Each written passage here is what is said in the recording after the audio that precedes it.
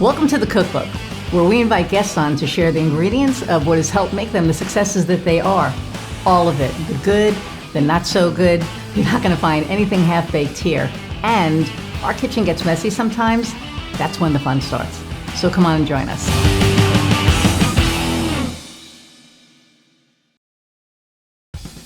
Hey everybody, and welcome to another episode of The Cookbook. I'm your host, Iris Goldfeder, and I'm super excited for our guest today, Al McBride. He's a coach and facilitator, and there's a lot of stuff behind him, and I think that by the time we're done with this podcast, you'll think he's as awesome as I do. So I'm going to read his bio and bring him on. Okay, so Alistair McBride is a coach, facilitator, and trainer for over 10 years who has started numerous small businesses since he was 21. He's a regular guest lecturer and facilitator at multiple universities in Ireland on topics such as cognitive behavioral coaching, as well as entrepreneurship and innovation. He coaches executives and business owners across an array of industries, including software, law, aviation, telecoms, and corporate finance, to name a few.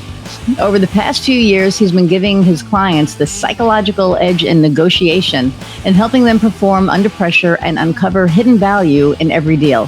He's the creator of the Goliath Negotiation Method and the author of the book, Dealing with Goliath, The Psychological Edge in Negotiation for Business Owners. He also runs a podcast of the same name. So without further ado, let's meet Alistair. Iris, hi. It's such a pleasure to be here. Hi, you as well. I'm glad to have you here. And you've done so much and do so much. Yeah, well, it's a pretty. Thank you for reading the bio there. Yes, I've forgotten about some of those things. I was like, oh yeah, I did that. Yeah. So yes, thank you for reminding me. No, it's good. It's great to be here. I know in some of our previous conversations we've been very much on the same page. So yes. I was very eager to connect with you and talk with you. And as I said, we had a great chat. So looking forward to this conversation. Hopefully it'll have lots of value for your listeners. Oh, absolutely. And Kofi in the background. It's so funny because, when we did we did a recap episode in July, and he said while he's sitting back there, he gets so much value from the guests and what they have to say. So I love that.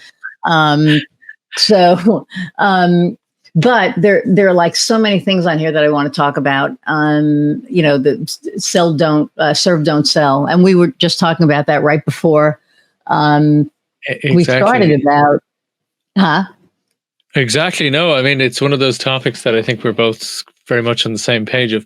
And to the point where it was great. You actually reminded me that, you were verbally assaulted, to use, for want of a better phrase, recently on LinkedIn with someone still trying to do that. And because I think we both talk to a lot of people who are of a similar opinion to us. So we forget that maybe a lot of people are still not fully on board the serve, don't sell kind of mindset. Right. I'd imagine a lot of the people who might listen to your podcast and to this show would be, if they're not fully on board, they're halfway there. But it's just this concepts oh my God, it's not about you, okay? It's not about you. Yeah. It's about the person you're trying to serve. And, right. And I have to say, because I was working with this group of accountants today, God help me. Anyway, I was working with this group of accountants, and they're not terrible people, but there I am. And they're not terrible. It's a question of, and this happens occasionally with these people where they say, how do I come across as being interested in what the client is saying? And you're kind of going, there's a secret tip here, folks, secret tip, where you're kind of going, the easiest way, and it did get a laugh in the room because, that was that one person, that everybody else kind of gets it. But they're like, how do I seem, interested? And it's like, secret tip. Find something to be genuinely interested in the client, and you will do so much better. It's not about you. It's not rocket science. Ask with actual concern what the concerns are for your client, how they see their problem, how they see their situation.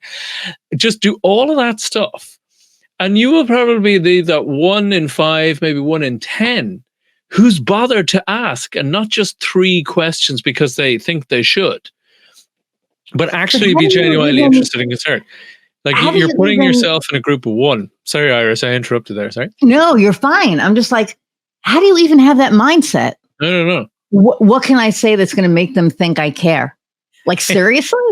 Then get a different freaking job. I mean, well, I agree. And if that's kind of what you're saying, maybe this stuff isn't for you in this new 21st century evolution, where whether you're an accountant, whether you're a biomedical engineer, whether you're in aviation, whether you're, and as I said, I talk to people in all these different areas, and yes, in Ireland predominantly, but also in Australia, the UK, Germany, Spain, the United States, Canada, you name it. And the common theme is, with all of those cultural and regional differences and even language differences, you have to actually be interested in what the other person is saying. You have to actually be more in the human.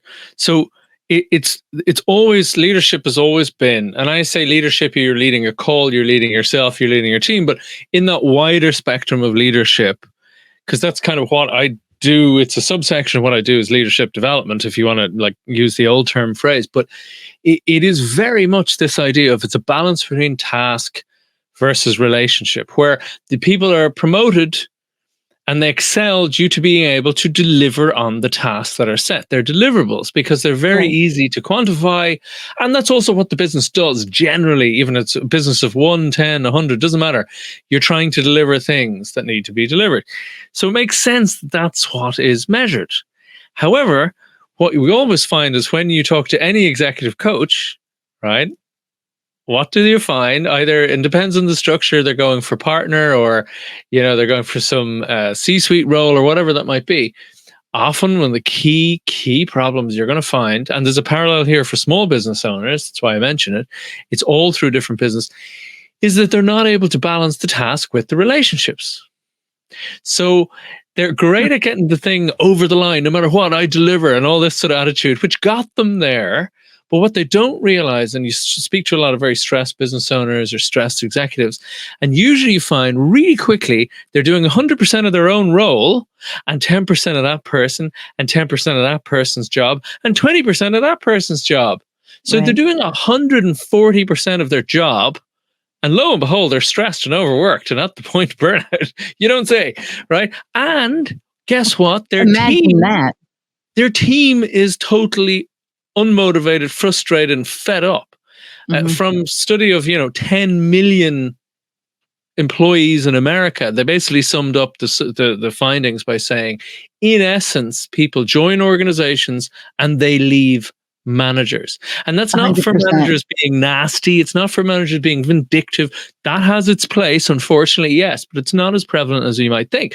What the biggest problem is they're not handing their people good work. They're not growing and challenging their people, right? So it's that balance between over-challenging where they're overwhelmed and underwhelming their staff. So they leave. They're like, I'm not being challenged. I'm not growing. I'm out of here. So it's the same thing. So all of this is circling around that same theme that we started with, which was serve, don't sell, which is about relationships, not the task. So thank you. And just to loop it back there, and I was having a great conversation with a colleague of mine there a few weeks ago, and this very much became the thought, which was, why do so many great potentially sales interactions, you're on kind of that, are we a good fit kind of client call, discovery call, whatever the hell you want to call it. And what you usually find is, but the first few sessions went really well, and we were just about to work together, about to close the deal, blah, blah, blah, all this sort of stuff. And like, what happened? All of a sudden, there were all these objections. Now, you may have that. You may hear that quite a lot, Iris. And what's the difference? The difference is the first few interactions, they got the sense that you actually cared about them. Right. Because you did, which is great. Well done, you. However, just when it was coming up to deal time, they suddenly realized that you suddenly don't see them as a person anymore. You're like, that's a new car. This is the new kitchen my spouse has been demanding. Oh, this is, whatever that big chunk of money is, right? If it's a big deal coming in. And guess what? they suddenly realize you're seeing them as dollar signs. Right. And that's how they feel that they're being treated. So all of a sudden, like, oh, there's something wrong. They may not even consciously realize it. So suddenly there's like, oh, I don't know, there's something just off. I like them this time. I don't like them. I don't know why. Let's pause this a minute. Maybe we're running too fast. Ooh. And that's often why an awful lot of these good interactions, where even people, as you say, who get the serve but sell, they then fall into the trap of not keeping it up. That they fall into that. Yeah. I think there's like a few things, right? I think there's, especially in the C-suite and, leadership roles, they're bosses, they're not leaders. There's a big difference between a boss and a leader, because a leader will recognize the strengths in their staff member or their team member, because they should be all team members, right? So, a leader will recognize the strengths, see the areas where they're not that strong. And if they can't grow them where they're not that strong, then they can capitalize on their strengths and grow them and help them grow. A boss just wants to tell you what to do. And then they want to micromanage you. And that's why they're doing 140% of what they're supposed to be doing, because they're not just doing their job, they're doing your job too. And it's like, let me do my freaking job. That's why I was like, you hire me to do a job and you want to do it. So you do it. And I'm going to go start a business where I can actually help people and, do what I know that I'm good at. And it's, I get that frustration piece. I think the other piece to it, that you kind of, touched on, was that people leave managers. They don't leave jobs. And it comes back to the whole leadership part. And you said something else. And I was like, yes. Oh, about the whole dollar sign thing. Every one of my clients, I don't care if they're giving me $300 a month. I don't care if they're giving me, $3,000 a month. I treat them the same, because they're people and I really care about them, and they know that I care about them. And to the point that I will not work with somebody where our values don't align, because then I can help them. Absolutely. If that makes sense, right? Because if I don't, not that I don't care, I don't want to say if our values don't align, I don't care about you. But, if I don't see you doing the work that I do, where you're serving people, where, you're not just looking at people like dollar signs, I can't work with you, because if that's how you are, that's not how I am. Sure. And my clients know it. And that's why they, stick with me, because that's what they get. It's all relationship based, right? It's all about relationships, not the dollar. And this is all the more. This is from all the stuff I've been listening to various experts on AI and how it's going to impact different businesses and industries and so on.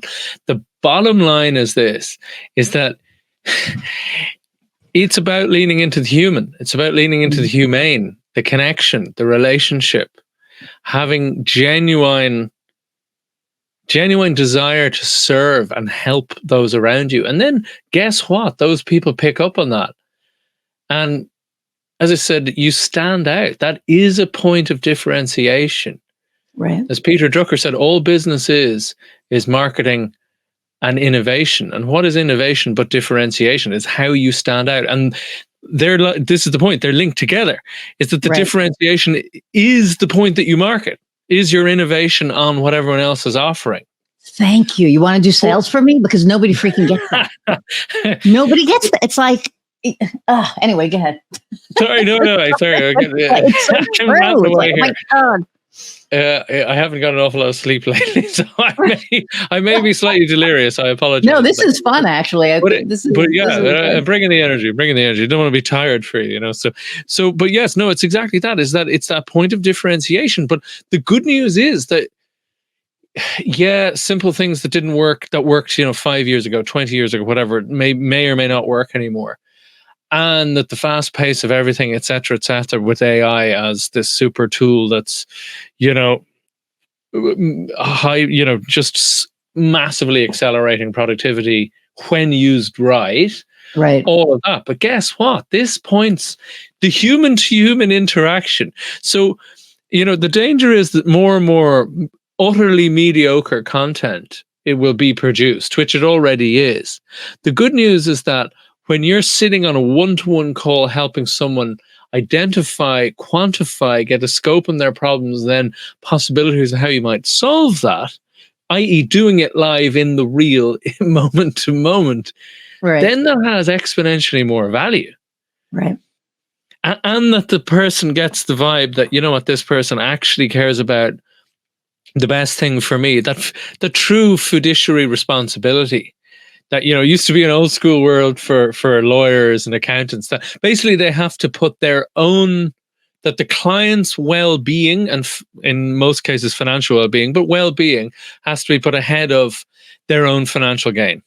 Right. That was the base, just for anyone who's not au fait with that and familiar with that term, but it's important to restate it. Because if you can remember that now, which is a very old school idea, that's kind of now all the more, it's come full circle back into what we're talking about in the 21st century ideas of creating that connection, that sense of rapport to build into trust. Trust isn't built in a day, it's built over time. You say you're going to do something, you do it. I say I'm going to do something, I do it. That starts to build up trust. But rapport you can build nearly instantaneous. You know, that's about being present. That's about turning up, right? Yes. All of these things that seem fairly commonsensical, but they're not, seemingly. Right. I mean, and I think, you know, back in the day in sales, you know, you would like drive up to the business and be like, hey, Bob, you know, I used to work for newspapers, right? So, hey, Bob, you know, you placing an ad this week? Great. You know, give me the copy. I'll get it to, you know, pre-press and we'll, you know, whatever. And it was about the sale. It was about the person, because you could say, hey, Bob, hey, how are the kids? You know, Christmas time, you know, give like little present. I mean, I still do. But, you know, it's, you know, how's little Sally? Hey, you know, blah, blah, blah, right? And we'll get the ad in and we'll, you know, whatever.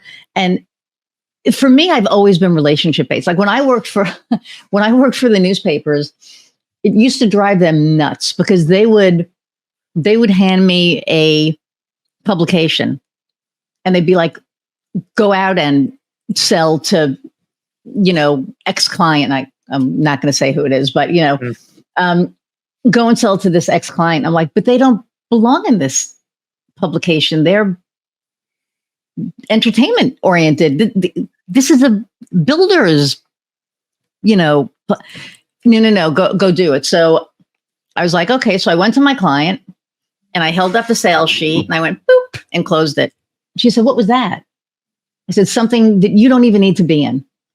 And she's like, what are you even talking about? I'm like, this is not for you. This is for construction. This is for something else. Right. And she literally asked me, am I hitting my number that month? Can you even imagine that a client asked me and I went, you don't have to worry about that. She goes, well, I always want you to do good. So let me get a half-page ad. And I went, no, you don't know. But buy 2 ads next month, you know, buy the front and the back in 4 color and you'll make my life really happy. That'll do well for you. Yeah. And it'll do you. Fiduciary responsibility. Yeah. Thank you. Right. It's like, you know, you want to make me happy. That will make me happy. And guess what? It's going to bring huge ROI for you. This isn't going to do anything for you. Exactly. She ended up buying a half-page ad anyway because she's stubborn. And my boss was like, why didn't you get a full-page ad? But the danger there is it's all short-term thinking. And what you're talking about there, Iris, is longer-term, bigger picture thinking. Mm-hmm. Where, you know, if you get a reputation, let's be blunt, for screwing over and selling crap that people don't need, that doesn't serve them, that then taints, and you know, we all know that it takes a long time to build trust, but it can be destroyed really quickly. Like that. And I think the thing with that too is that I've heard so many people say, and they've said it to me because, you know, they did it to me. They were like, hey, I'm really sorry it was the job. And I said, bullshit. I had the same kind of job. It's the choice that you make. It's the choice that you make. Well, a lot of people don't have their values clear. It's something we talked about, you know, in our first conversation. We talked about, you mentioned it just earlier, and I think you're dead right. I mean, of all of the most high performing, or at least most well regarded companies that tend to exist, they tend to be really quite clear in their values, and they have a kind of the bigger foundation values, almost like a constitution, and then the Right. different teams or departments or whatever, however big they are, those smaller groups get to set their own. So it's almost like local laws, So Yes. they have to be in line with the constitution of the whole company, if you will. That can change, but rarely does. But these they get to craft their own, and that it's amazing. I was at a meeting of sort of my mentor's mentor a few years ago, and I was talking to all of his client companies, and it was fascinating because all of them. I remember one lady said to me, "Oh yeah, we use values every day. We use values every day." I was like, "Sorry, tell me more." Fascinating, yeah. And she goes, "Okay, maybe not absolutely every day, but we at least use them every week." And I was like, "Go on anyway." And she said, "Well, I'll give you an example. It's just any time there's a decision, we go, what are our values? What are we actually?" And this is not Right. corporate speak values nonsense. Oh, with the thing that's used to hit you with in, in some sort of horrible, what would you call it? Some sort of, annual review or some nonsense like this. Because a lot of ex-corporate people sort of wince when they hear words like values and a lot of these others corporate hijack jargon nonsense, right? But, and that's not what we're talking about. We're talking about literally the question, what do you stand for? What do you value most in work and life? And when a group of people get around and agree on group values, then when they're like, okay, we're hiring for this position, which of these two candidates are equally fabulous. They're really nice people. They're very well qualified, experienced, yada, yada, yada. Who do you think, and normally it could be argued back and forth for forever. And they just go, well, who's closest to our values? Oh, it's candidate B. Oh, okay. Great. Yeah, they're a better culture fit because the values lead the culture if you're living them. But it also means like how you're interacting when you drop the ball with clients is inevitably happen. So, are you going to immediately own up, or are you going to try and fix it first and then kind of own up, or just almost, are you going to make sure you deliver something, or are you going to be late but deliver better? All of these sort of things like time, quality, balances, all of these sort of things suddenly get a lot easier when you decide what your values are. And as I say, you use your values as a compass. They are your North Star. And fascinating stuff here, because often I'm working with a lot of, I do communications training normally, but negotiation in many ways is just communication with higher stakes. Mm-hmm. There's more at stake. There's more to be lost and indeed gained. And one of the ways when you're trying to get people to deal with highly stressful situations, which, if there's a lot on, there's a lot at stake, good or bad, that gets pretty stressful. And we can talk about that again. But one of the key ways is having them getting really clear on their values. Because then you're not adrift in the sea. It's like an anchor that's giving you some stability. Thank you. Because you know what you stand for, I think that's where, that's where I make my buying decisions from, or who I'm going to work with. Or, I had a coach and I chose who I was going to work with because I'm very relationship oriented. That's just how I am, period. Like in life, it doesn't matter whether it's, a client, whether it's somebody that I'm working with, whether it's a friend, whether it's, whatever. I'm very relationship oriented. And so this one coach wasn't trying to sell me. Genuinely every week, she was in Quebec and, Fabienne Raphael, and she would once a week before I started working with her, hey, how's everything going? How are you? How was your week? How was this? And then we just started this rapport. And after 2 months, it was like, let's do this. And she said, oh, and I said, yeah, I want to work with you. I think that you will get me to the next level. And she did, like big time, which was amazing. I mean, my business, well, that'll be a conversation for offline, but we did pretty good last year, or this year. But, at the end of the day, it's, again, she showed interest, right? She wasn't faking it. I knew that she genuinely cared how I was, how my wife was, how the dogs were. I mean, and there was like this genuine caring. I think when working with clients, a lot of people make the mistake that, and it goes back to values, right? It's like, what do you value? Now, there are some people out there that just want the business done. They don't want a relationship with their vendor. They just want the vendor to do the job, and they don't care. They could care less about the dog. They could care less about whatever. And that's great because for them, there's somebody out there. But that's not how I operate. That's not how a lot of people that I know operate. And I think that now, we had the Great Resignation in 2022. People just started walking en masse out of jobs. They were just like, I don't want to work here anymore. This sucks. You suck. You're a terrible manager. After the pandemic, you realize life is too short. Life, and a lot of people 100%. going, you know what? I'm done with this. I can't do another year in a cubicle or whatever their cubicle equivalent was. So how did you start? Like, did you work for corporate before, or? Like, no, not really. No, I was an art dealer.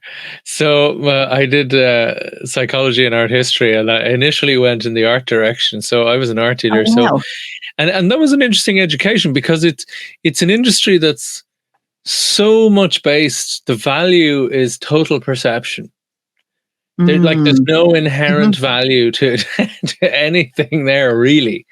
It's all an agreed delusion, and often not particularly agreed delusion, So fascinating experience there into the psychology and the human nature and whatnot. But it was interesting for a few reasons, because when I was in a gallery and selling, and I was very good at selling, multiples of my monthly salary every day or every week or whatever it was, I enjoyed it. I enjoyed the connection. I enjoyed talking people through it. Oh, what do you love? And just lots of stuff that I was reading a lot of books on sales and psychology and all this sort of stuff. But a lot of it was kind of just innate anyway, where, you ask, oh, what is it about this picture that you love so much? Oh, well, I really love. And then they're telling you, and as they're telling you, they're telling themselves, this sort of thing. And then dragging in all these sort of others saying, what else? And then sort of lowering barriers or blockers, like, oh, does anyone else need to be involved in this decision if you want to move ahead? And I'm not sure if this is relevant to you, but other clients have this tricky situation that we're able to, have, just like a car, like installment payments. Why should you have to pay it all up front? All of this, and we do deliver and we can reframe it and blah, blah. And all of these little objections that people might have, we got you. gently moved aside with zero pressure and always, always, of course, completely up to you, and, giving autonomy at all times, and all of this sort of stuff. And it was fun and it was enjoyable because you could see people light up. Because art is essentially, in a utilitarian way, it is useless. It has no practical use. Then it is timeless in many ways. The fashions may change, but it is timeless. Just like an ancient Egyptian head sculpture is still as astounding today as it was 3,000 years ago, right? More so, right? If not. Exactly. Maybe we have more awe now, right? Okay. So it's the same sort of idea of this it's this other category of stuff, which is kind of why I think art is quite a brilliant thing. But anyway, I digress. When I was in the gallery, that was very much what I, grew to call later the nice. The natural type of salesperson, the natural type of negotiator, where you're just rolling in the game and you're enjoying the challenge, but it's in a kind of almost a loving way. Like, I'm not going to force anything on anyone that they don't want it.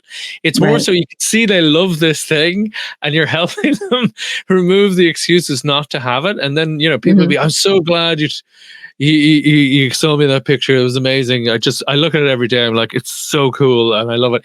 And you're like, that's great. That it touches something deeper than like, I have a new car, it smells nice type stuff, which dies away very quickly. Not if you turn them in often enough. Sorry. But from doing that, then I went out on my own, and that's when I was then an art consultant, art advisor, that kind of stuff.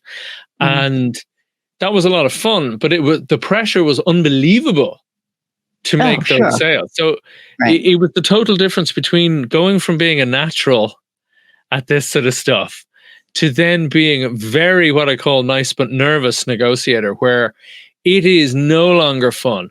The stress is phenomenal. You feel far more acutely the how good it can be, and equally how, if I don't make this, it's the difference between living large and having a good time for the next month or so versus, being really like searching the sofa for pennies type of thing. Not quite, but you know what I mean. No, yeah. And that was an amazing wake up call to the reality of business owners, the reality of self-employed people. Is that they're living in that this is the difference. And so, as I said, what I talk about in my book is all about how to move between the two, how to, obviously you want to move away from the nice but nervous because you feel you're probably going to be screwed. You're leaving money on the table. You're afraid to push back. You're not enjoying the situation. It's just highly stressful. Whereas the natural's problems is, and this is, I know this because I work with a lot of really good negotiators. You know, I'm a bit like, you know, Roger Federer's coach. You know, like I don't need to be better at tennis than Roger Federer, right? I don't need to be a better negotiator than half the people I work with. It's more so I help them become better, right? So I help them develop. And it is that I see them even like doing multi-million euro, $1 million deals. Incredibly clever, complex, brilliant problem solvers. The creativity of some of these people is incredible. And it's brilliant. I love it. But they still tend to fall into the trap, Iris, of having, you know, a primary mode of being and then a secondary mode. And if that doesn't work, which happens, you know, 1 in every 5, 1 in every 10 deals just suddenly falls to pieces and they don't know why and they don't know what to do about it. Wow. And so I said, that's because they're only being in several narrow modes.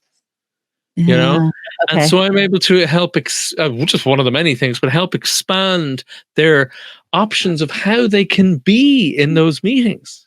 And a lot of it is, like, for example, litigation lawyers is the easiest example.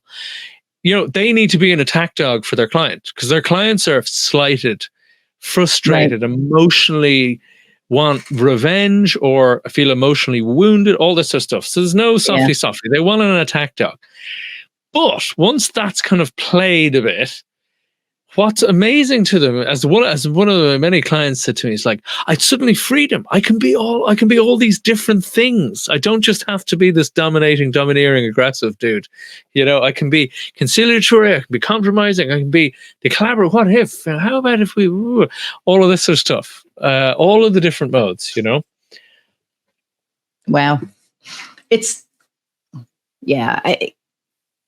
that just fascinates me. So there are, which part? I mean, the whole thing. I mean, I just kind of feel like, when it comes to negotiation, and I did a post on this, you know, people, I don't think a lot of people know how to negotiate well. Sure, no. I mean, I've watched it, right?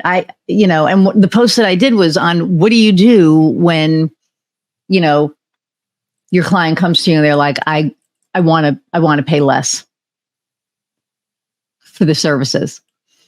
So to me, it's like, am I doing a bad job? Oh no, you're doing a great job. Oh, okay. Are you getting less of an ROI than you were? No, I'm doing awesome. Or, you know, did you just fall on a hardship? Like, is there something going on? No. What's going on? Well, so then why do you want to pay less? Yeah, exactly. Yeah, well, I just want to save money. Pardon me. Fuck that. What do you mean you just want? No. I know people who would immediately double the price, by the way. This is the point, right? Thank you. If you're telling me, you know what, it's not hitting the mark, we're not, you know, whatever. Okay, then let's rework it and see how we can fix it. But if you're doing really, really well and you just don't want to pay me what I'm worth, and, you know, because you just don't want to pay me, hit the ground. Always be the buyer. Always be the buyer. Even when you're the seller, you are always the buyer. Yeah. So you have to. Then if I hear that sort of thing, I'm like, that's just insulting. Are you trying to insult me? Is this some sort of game? You know, this sort of thing, where they now have to make it up to me. Like, if I had to hear that at me, I'd be like, what the hell? Right. I'm trying to meter my language here, Iris. That makes me very angry. I'm New York. I already dropped the F-bomb, so don't worry about it. But I just kind of feel like, you know, if I have a client that is truly hitting hard times and they need help, I'll help them out. I'll say, Sure. you know what, we'll cut it down now. And then when you get back on your feet, we can, you can pay it on the back end. I'm fine with Yeah, yeah, that. yeah. But again, if you're just like, you just don't want to, you want to pay less because you want to pay less, it's like, and I've seen so many people actually be so afraid to lose that client that they're like, okay, you can pay less. And they're completely devaluing themselves and their service, as far as I'm concerned. It's like, no, that's not how you, that's not how you do it. So, but the, we talked about building rapport and all of that. What I do want to hit on is, there are people that are thinking about becoming entrepreneurs that are listening to this. What advice do you have for them, right? Like, what kind of advice would you give somebody who's, if they came to you and said, hey, Al, I'm thinking about becoming an entrepreneur? Oh, well, first of all, what does that mean? So, for example, does that mean they're starting something requiring financing? Does that mean they're doing what their day job was, but out on their own? Like, what does that actually mean? So, are you That's a really good self-employed? Are question, you a right? freelancer? Are you an entrepreneur? Right? I Do think, you need a team? Is it just you? Like, what? And look, I worked in the Innovation Academy. We taught innovation, lean sort of strategy, lean methodology, all that sort of good stuff, design thinking and whatnot, and tremendous fun. But it is that idea that the danger is jumping half baked into these situations. Is it a thing where it's absolute necessity, where like you have crazy bills to pay, you need to do something? Is it that you have a great idea, you've already road tested it like on weekends or whatever, people are already asking and wanting to buy it and putting money in your hand to get the thing that you're doing or whatever your innovation was? Awesome. Look, there's just get the Lean Startup by Eric Ries, I think it is. I haven't said his name in ages, but just Google the Lean Startup or look at it on Amazon. I'm sure you can get it for a couple of dollars on Kindle or whatever. It's an amazing read. It just set you, like, it will give you the right questions you need to be asking yourself and the right approach. Because the other thing is, an awful lot of people go too far the other way, where they think, oh, I need this and I need all of this stuff before I can start. Probably not. What is your minimal viable product or your minimal viable service? Essentially, your minimal offering, the most basic version of the service that you hope to offer, a product you hope to offer down the line, literally to test that there is market value there, that there's market need. Never trust people telling you that they will buy something. I fell into this trap so many times before. Never trust them. People say, oh, yeah, that's amazing, I'd buy that. And then you go, right, here it is. Do you want to buy it? And they're like, oh, well, maybe no. Well, actually, the only thing that matters is, do you have cash in your hand, cash in your wallet, cash in your bank account from that thing? That's it. That is it, right? And it's fine if you know them, better if you don't. If it's a stranger paying you, then you're onto a winner, right? The other thing is just deciding, like, can you actually make a business out of it? Do the math. Like, it's basic, elementary arithmetic stuff. If my costs are this and, it takes this many hours, like, do a few basic sums, okay? Because it's amazing how few people don't do these little basics where you go, oh, I'm not sure that's a business there. Particularly when, does it have scalability? Like, some of those can be improved. So, like, it's not the be all and end all, but it's just getting a basic picture of what it is about that service that people want to buy. Then that question, and I keep going here, then the question of, like we talked about, differentiation. Why would people buy from you rather than other people? Particularly if it's anything they can get online. Forget about it. Amazon has it covered, unless you're using Amazon, which, that's why it's a big marketplace. No, but like, it allied with all the people it was trying to put out of business, basically. Yeah. They'll just sell through us. We can both win. It's like, okay, fine. And why? Because everybody goes on Amazon going, well, if anybody screws me on Amazon, I get refunded and, I'm safe, basically, rather than somebody's little website that I've never seen or heard of before. There's no trust there, right? So it makes sense. So, but sorry, I digress. The whole point is that you're scoping out what's the need for this thing. You're getting real data in, not just from what your mom says. My mom loves this idea. It's like, well, that's great. She'll be my first customer buying this thing. It's like, well, that's lovely. Moms are helpful that way. But, you need a little bit more. And really the last thing I'd sort of say is road tests, like what are, and not to be negative, but literally run through, because people are usually, look, I get it, you have to be super optimistic to actually start a business. It's hugely brave. Like, and I'm going to say it right now, like when I went out my own from the art gallery, I wasn't going near having premises. I was like a rogue floating consultant guy who went out to people's homes or offices or whatever. The whole point was to keep those costs down. I didn't need to be on the hook for 100 grand of fixtures and fittings and premises and all this stuff, right? So this was the point. But that being said, that's again MVP, right? How can you do it without incurring the standard costs that lots of people in your industry have hanging over their head? Maybe that's how you can differentiate. So my differentiation at that stage was, there's no gallery that you walk into, I come to you, oh, that's very convenient. Yeah. And instead of just showing you 20 pictures that are available from a few artists that happen to be right there on that day, I had a little method that I could gauge people's taste in art through a whole little computer program thing, decision tree that people used to do for fun anyway.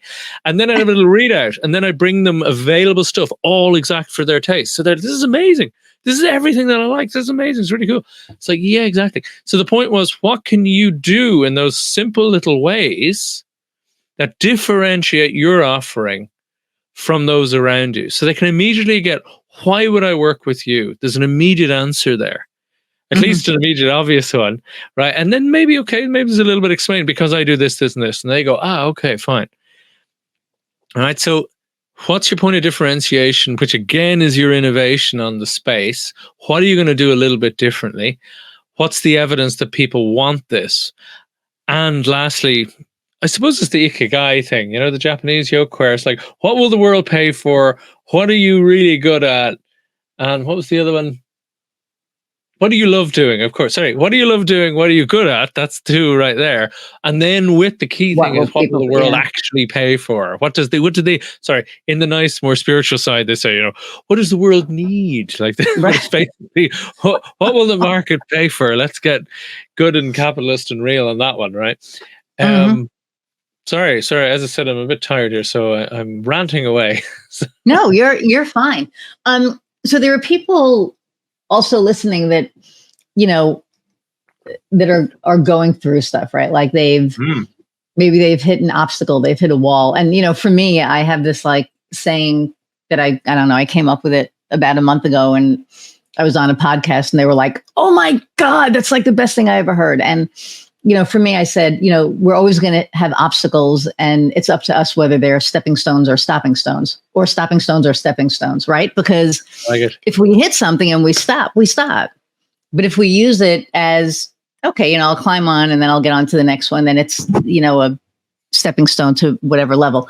But, what obstacle have you overcome, or are you going through something now that, maybe there's, a seasoned entrepreneur or a seasoned business owner or a C-suite person who's going through now, and they're like, what do I, trying to figure some stuff out? Yeah, I mean, there's a few things there that pop to mind. I mean, the first is, I started my business, it was just getting established. And I remember there was pretty much, there was 6 figures of deals on the table of art. And then all of a sudden, one of those client companies, this was in, I want to say August, was it 2007 or 8? I can't even remember now. Anyway, they said, we were meant to have this big extension to our facility, but the credit has literally been withdrawn, 75% of the credit. And another client then, a week later, I was like, oh my God, how unusual. This is crazy.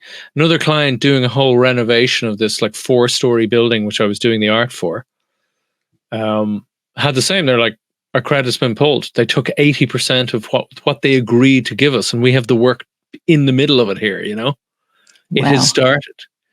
So this was the start of the credit crunch. This was literally where the last thing any business was doing was buying art.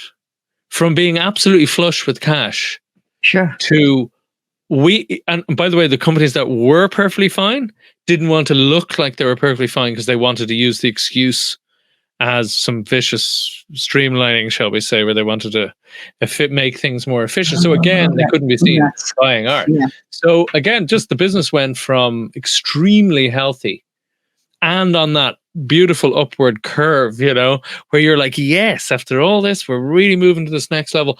No, you're not. Boom. Forget about it. You're out, you're down and out for the count. So you just bounce back. I had some rental agreements, thankfully, because I was differentiating. I was trying new lines of sale, and loads of businesses didn't, instead of buying, they were like, oh, look, could we rent stuff for a while? Yeah. Stuff sitting there. So that kept things ticking over very nicely. While I was literally doing things, I was doing other little business projects and things. And one of the things I did was starting to retrain again, and I got a foundations in counseling skills, and then into bits of psychotherapy, and then into coaching and facilitating all that sort of stuff. And then I sort of grew out of it in that way. So you never know, where these situations will push you. One thing I would say with the obstacles things is, and this is kind of a facet of negotiation as well. It's all life's a negotiation. But you don't want to overplay that card too much; it could get tiresome. But in a lot of ways, it kind of is. But one of the things that came up, and it comes up quite a lot, is that people get overly fixated with their objective. Mm-hmm.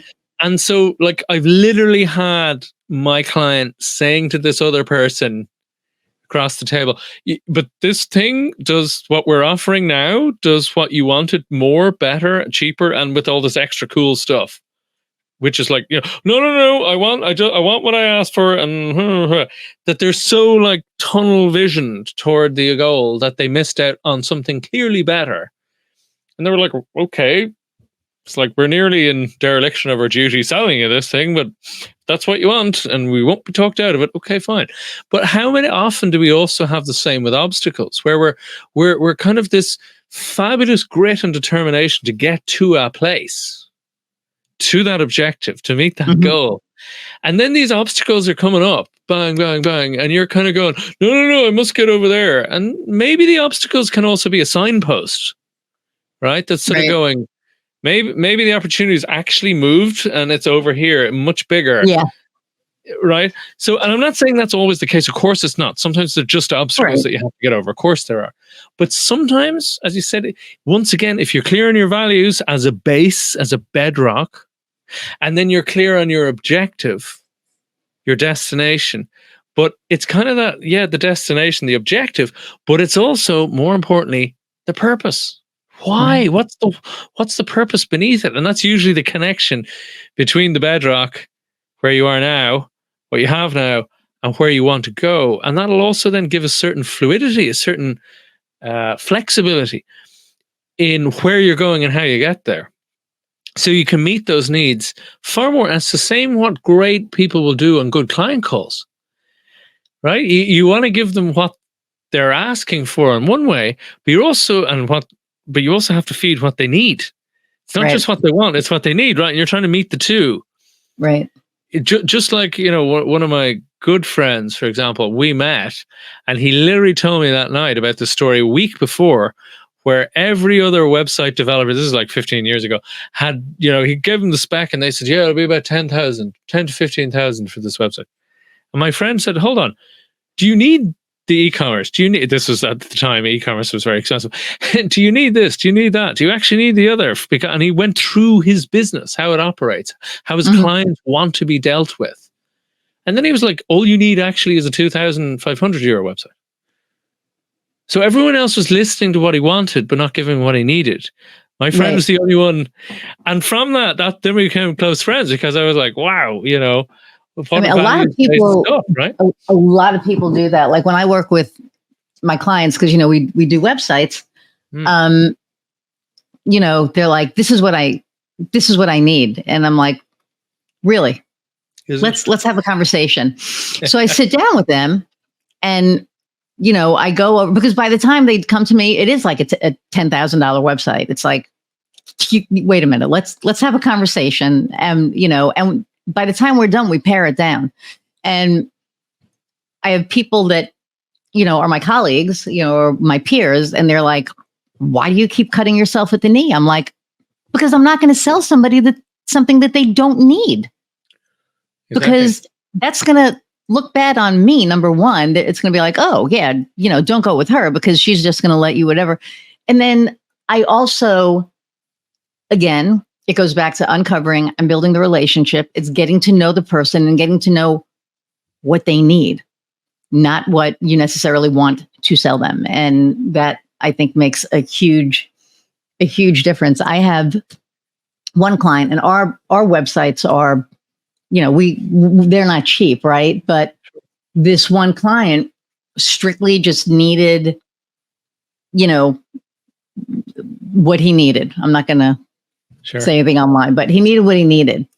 And we got the price down pretty low. And he was like, are you sure? I said, you could pay more if you want, but this is pretty much what you need. And he was like, wow. And then what did he do?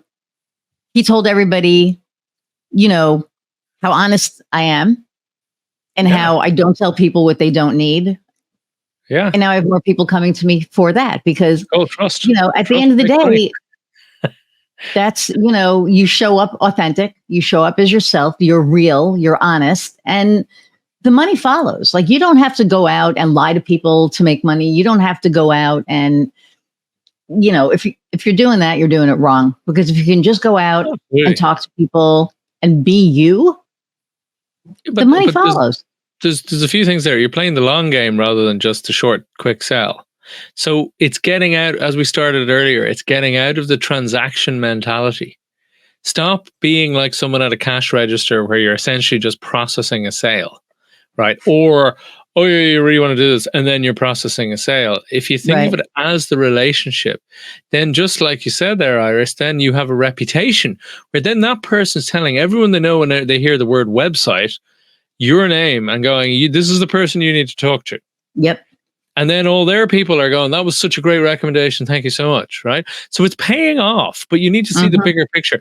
And I'm just saying that because I'm a great believer, and it might sound a bit controversial, but you need, and this also goes for starting a business, it goes for all these different elements. As I said, you need to be able to sell it to the psychopath in the room. Right. So you can do all the happy, clappy, values-based, all of that great stuff. And I'm all about that. But you also need to have cold, hard economic justification to the person who thinks that's lovely. Park that over there. Does it actually make cold, hard sense? And this is my point, is it does both. And that's why I don't want people listening to this and going, oh, this lovely, happy, clappy teaching the world to sing type stuff. It's all very nice, but, right? Mm-hmm. Does it work in the real world of hard knocks and all the usual nonsense talk? But this is the point. Yes, it does. Yes, it does. Because this is the point, that when you are dealing with someone who's treating you as a transaction, then your loyalty is almost zero. There's none. So if someone offers the same thing cheaper or for the same price, more, better, more guarantee, better, whatever, you're gone. Right. The client is gone. They will move on. Right. I have people. Right. Yeah. I had a guy, this was like last summer. Oh, actually 2 summers. What the hell? Anyway, a little while ago. And, he said, hey, I heard you're the person to go to for websites. And I said, sure. And, we sat down and we talked. And after we talked, I gave him, I said, this is what it is. And he went, what? He goes, the guy that I spoke to last week is going to do it for $1,800. I said, well, then you should go to him. And he just looked at me. Yeah, totally. Of course. Like, what do you mean? Because it the same goes for us and our clients, right? I said, go pay for what you're going to get, because, this is my price. It's my price for a reason. Mm-hmm. And if you don't find that valuable, then you need, to go somewhere else. And then he did. And then he came back like 5 months later. Mm-hmm. And he said, oh, I should have listened to you. I want to work with you. And I said, no. Yeah. And he said, what do you mean no? I said, No, because we're going to start to work and then somebody's going to offer you something cheaper and you're going to go. And then all of the work that I've done isn't going to do you any good. And now I'm just taking your money. And that's not what I'm in business for. And he could not believe it. My wife couldn't believe it either. She's like, "What's wrong with you?" And because she I works can't for quite believe that either. she works for a company. She's like, "You can't do business like that." I have as I said, that same friend. He has lots of people coming back to him when they'll say they'll do it for half the price. He's like, great, off you pop, and says, just watch out for this, this, and this, and okay, best of luck, and then they come back, cap in hand. Oh, really sorry. Just like you said. And he's like, right. And they're very loyal then because they get it. They get that the price tends to echo the quality that they're going to get, or the strategic edge, or all of these sort of different aspects. So, because they've been bitten, they now get it, so. Yeah, but I also tend to feel that the people that have the tendency to do that continue to do that. At least that's been my experience. So that's why when they come back, I don't take them.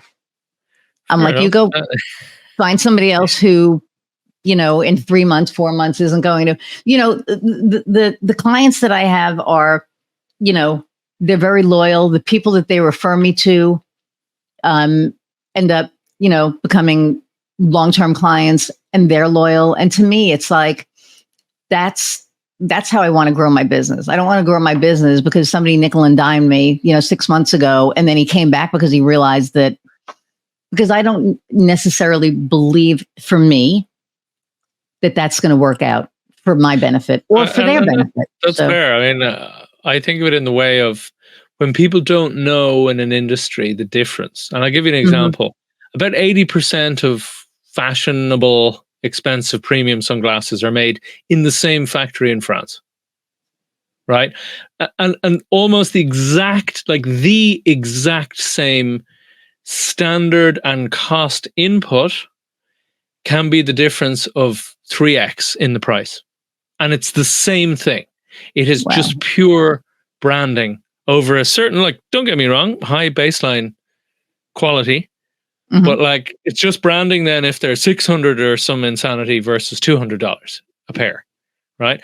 And this is the point.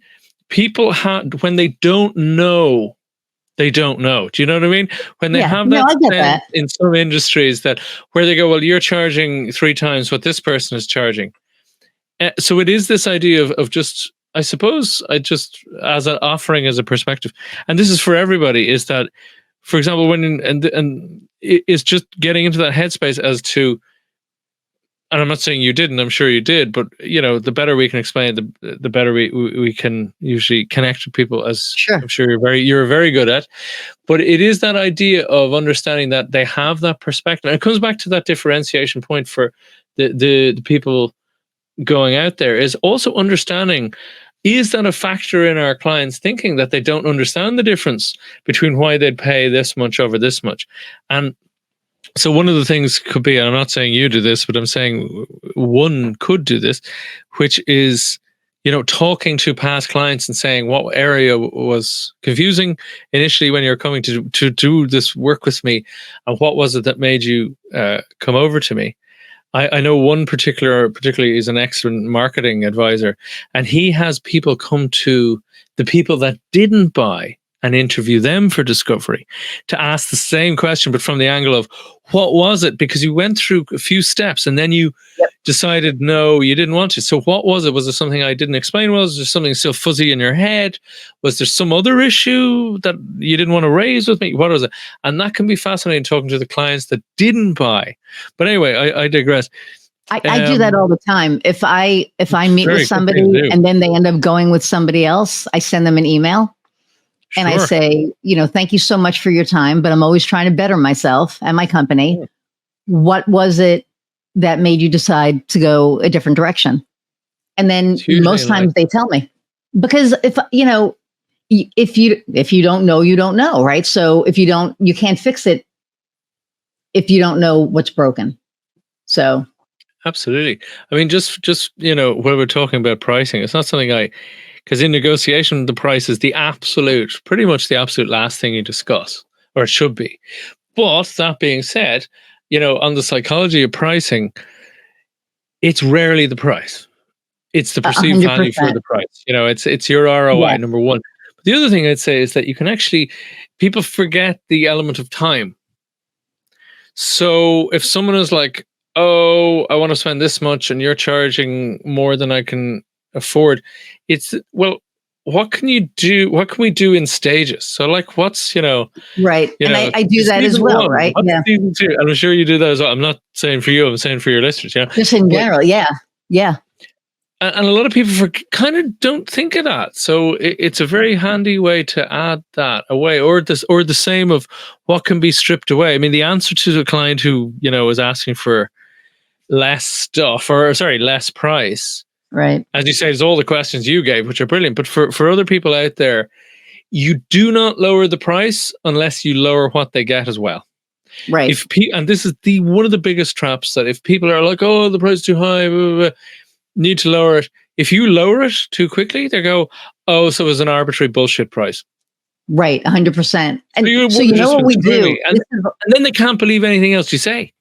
Yeah. At that point, it's not. So one of the things that I do is, if they don't have the money right now, I'll work out payment plans with them so that it's easy on them.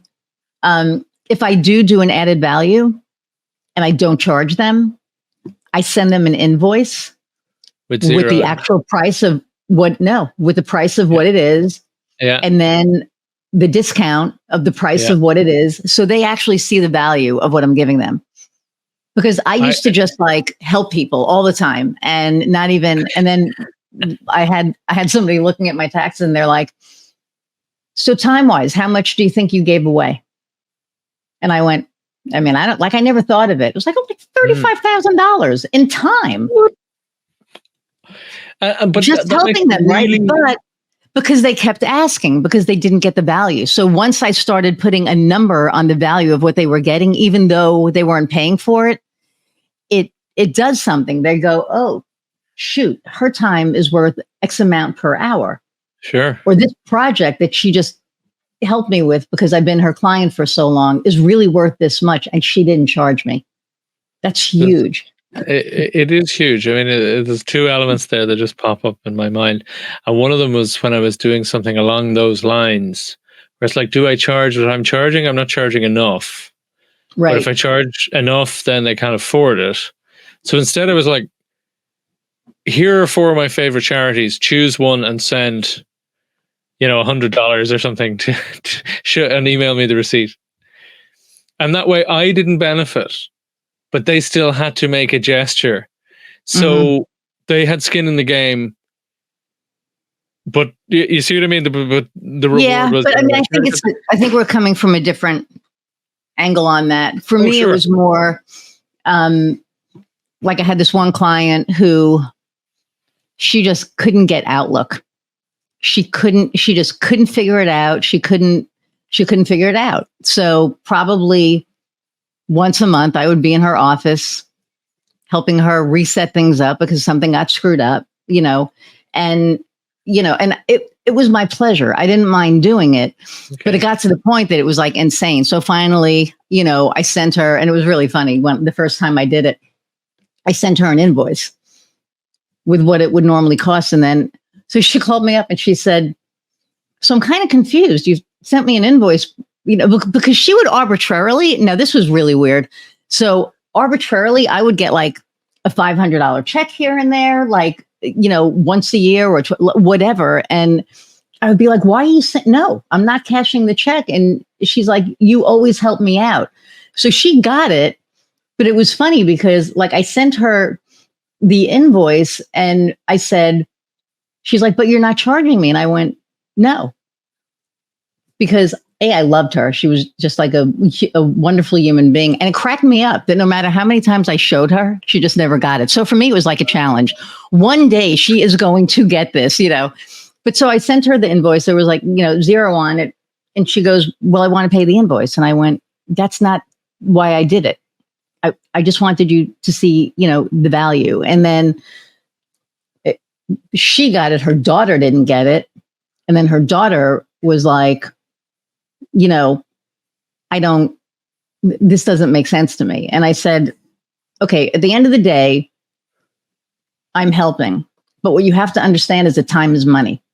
And I don't mind helping, but I just really want you to understand that there is a value to this, that I'm not just, it's not like I'm just sitting around and I have an extra 3 hours during the day. These 3 hours are normally this much money for me. However, and then they, she got it.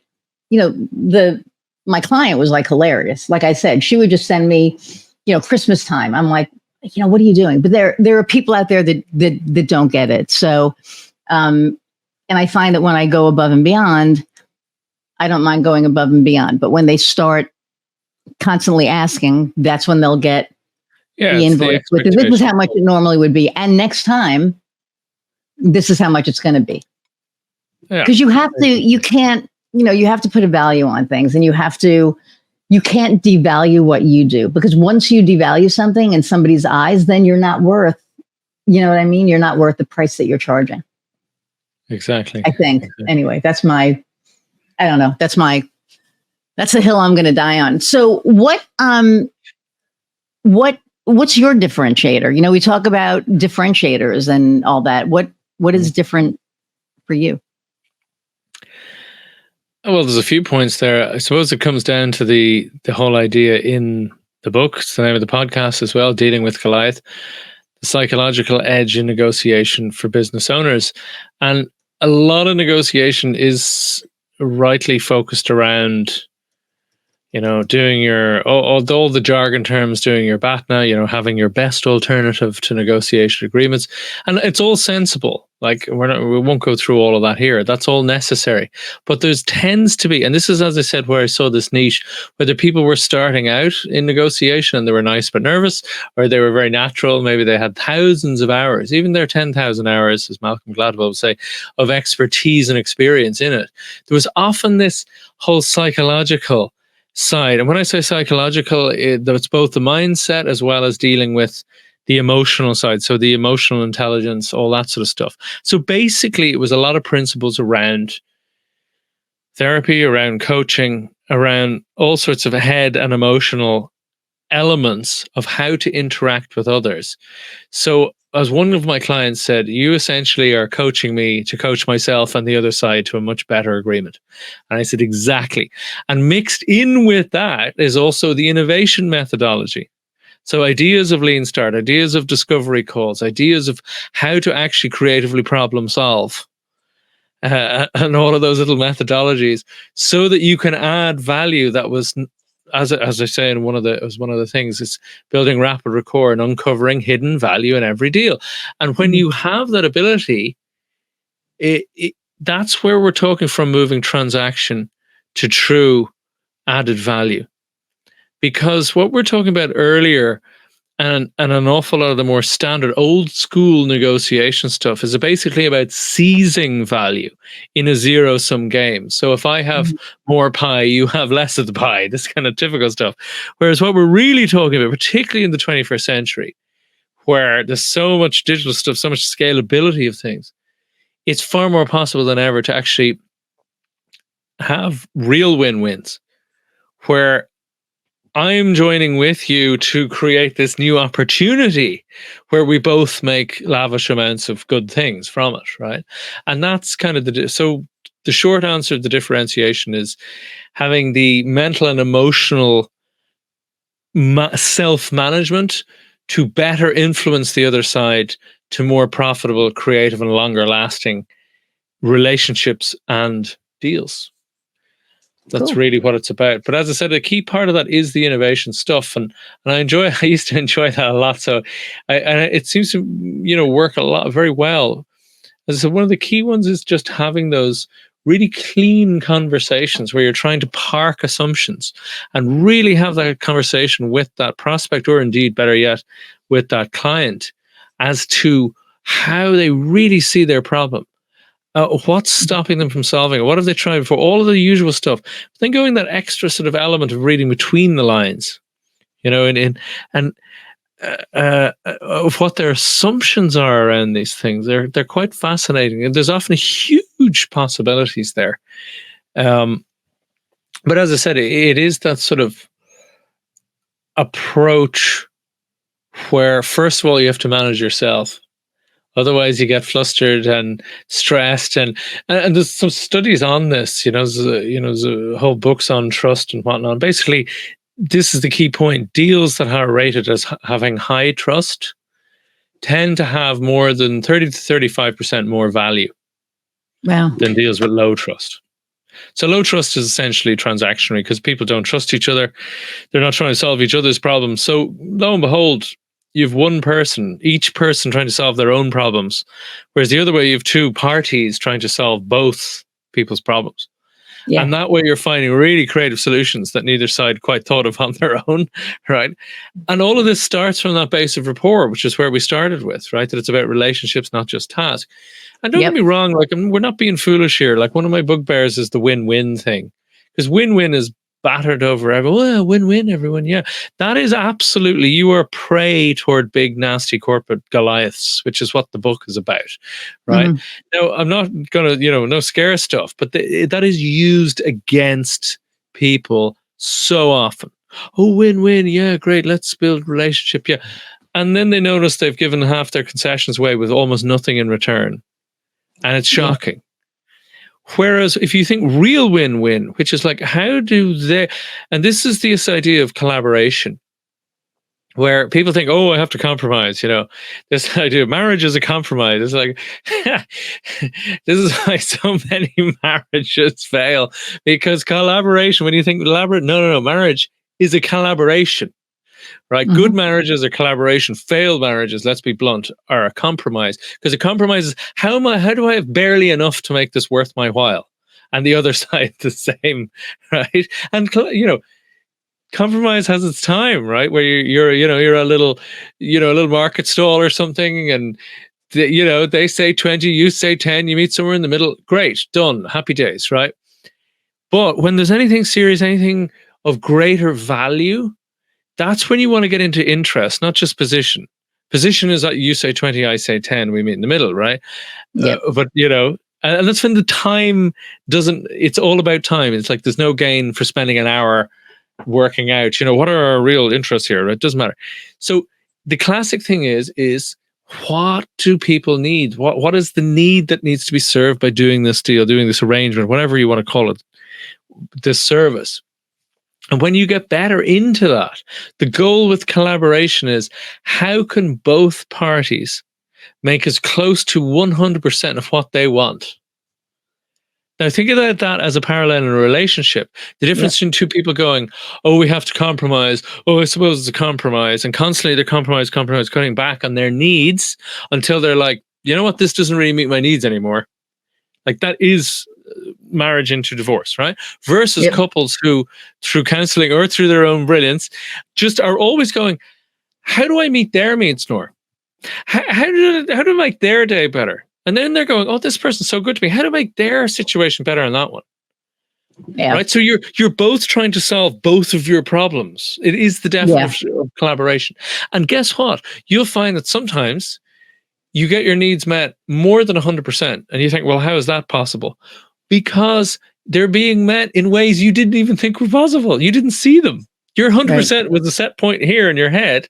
And then they've surpassed that. They're like, that's even better. This is amazing. Right. Okay. We're getting slightly super optimistic here and whatnot. But the point is that collaborate. How do we meet each other's needs? There you go. So I want to thank you for taking time out of your day. We're at like an hour and 15. So. Oh, okay. No problem. So, but how do people reach you?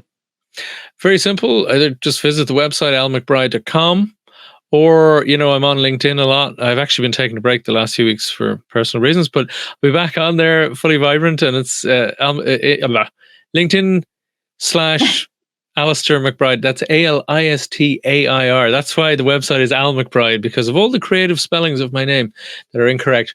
So almcbride.com, or just find me on LinkedIn at Alistair McBride. Yeah, and I've that book coming out soon called Dealing with Goliath, The Psychological Edge in Negotiation for Business Owners. That should be out in mid-January. So awesome. So everybody look out for that book. It's sure to be brilliant. because Al is brilliant. So I'm just going to throw that out there. Aw, it's been a pleasure okay. having you on. No, it's been a pleasure having you on. I wish we could talk for, 2 hours. Right back But at you. well, so thank you for taking time out of your day. I appreciate it. Or evening, because what time is it? Isn't it like 11 o'clock there or something crazy? No, I'm not in Spain at the moment. I usually live in Spain. Oh, but you're I'm in actually living Spain. back Okay. in. I thought you were in But Ireland. no, I'm So back in Dublin for Christmas. So yeah, so it's a little bit nice. earlier, actually. Right. So the last question I ask all my guests is, what lights your fire? What lights my fire? It is that seeing that change, seeing that little aha moment where people can take an insight, a technique, a method, or something that I've suggested to them, and then they apply it in their own way, make it their own, and then they have this new freedom, this new set of such exciting options for them, and then they can create great things out of that. That's what really fires me. Awesome. Well, thank you so much. Don't go anywhere. I'm going to say goodbye to the audience, and I'll be right back. Alrighty. So, everybody, thank you so much for tuning in and hanging in there with us for an hour plus, like you always do. I appreciate you all so much. In January, look for Al's book, Dealing with Goliath: The Psychological Edge in Negotiation for Business Owners. Check him out on LinkedIn, and check his website out. It's been scrolling for those of you listening. almcbride.com. Really appreciate you all. Download, share, like. Please get the word out. And really appreciate you all so much. So go out. Until next time, go out and find what lights your fire. See ya.